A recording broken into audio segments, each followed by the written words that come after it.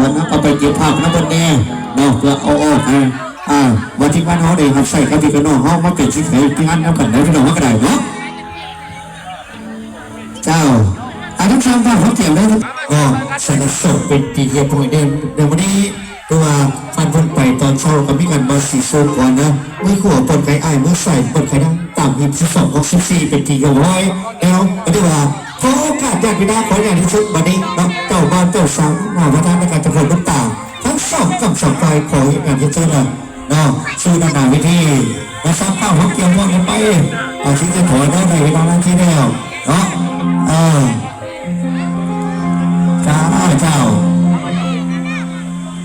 เอาเบิ่งเอาเนื้อพี่น้องเนื้อเบิ่งเอาเนื้อบาดนีทุกข่าวเขาว่าสมสมมันจะต้องความท่านพ่อเฒ่าไม่เฒ่ายิ้มถ้อยโอ้ยไปดูเขยคำเขยคุ้มมาดูเรื่องเดือดซ้ำแล้วพ่อเฒ่าว่าพระบุตรเป็นงานของเขาเองมันดีใจได้ดูไฟงามจะได้พนปากเขาไม่อยากถือจะเน้นเนาะเจ้าเอาฟูนักการพิธีเจ้าเอาว่าเด็กอันขออนุญาตเป็นครับเอาเจ้าบ้านเจ้าสาวจุดทั้งกลางเจ้าบ้านเจ้าสาวจุดทั้งกลางเนอะเจ้าบ้านเจ้าสาวจุดทั้งกลางเนาะไปสร้างผ้าวันเอาไปทั้งหมดมาจันสร้างผ้าก็ได้อาจจะสิได้อีกคนมีเนื้อขออนุญาตบัตรเขาจะมาสัมภาษีจะพาไฟซ้ายอยู่เบื้องขวามือเนาะจะพาไฟซ้ายอยู่เบื้องขวามือไปทั้งเจ้าบ่าวเจ้าคนไหนที่จะไปทั้งหน้าเนาะไปทั้งเจ้าบ่าวจะพาไฟยิ่งยืนทั้งมือซ้ายมือนะพอเนาะตั้งบุญวามือขวาปลดไฟอ้ายมือซ้ายปลดไฟนะสันตัวมันจังเกิดกันเป็นดอกฮักกระไดเนาะอันนี้นะบุญวาเป็นจะไหนพี่น้องเป็นจะไหนงามอยู่บ่งามอยู่บ่พี่น้องเบิ่งคักเด้อวันนี้นะโอ้ยพี่น้องคอยเลี้ยงจนบ่หาประทานอาหารนะหลายคนหลายคนเอาคนยันกันได้พอเด้อขออนุญาตกันเนาะ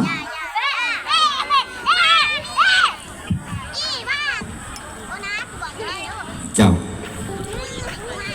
ขอสบายดีบรรดาฐานแขกฐานยิงฐานทรายที่มาร่วม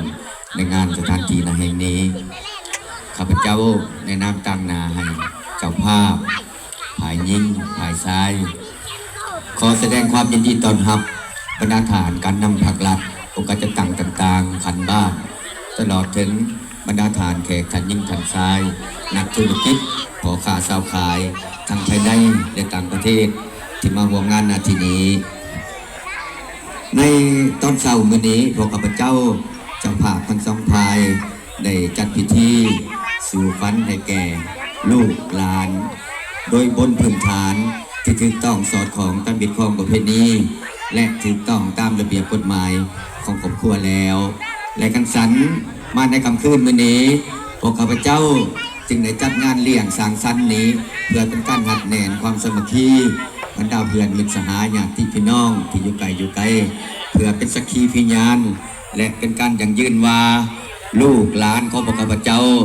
ได้สละความเป็นโสดและก็ได้ก้าวเข้าสู่ประตูวิวาห์แล้วบนพื้นฐานที่ถูกต้องสอดคล้องและในฐานะสถานที่แห่งนี้ก็ขอให้บรรดาฐานรับรู้และเข้าใจว่าในเบื้องต้นพวกลูกหลานได้สละความเป็นโสดในการสร้างครอบครัวแต่ในอนาคตเพื่อจะ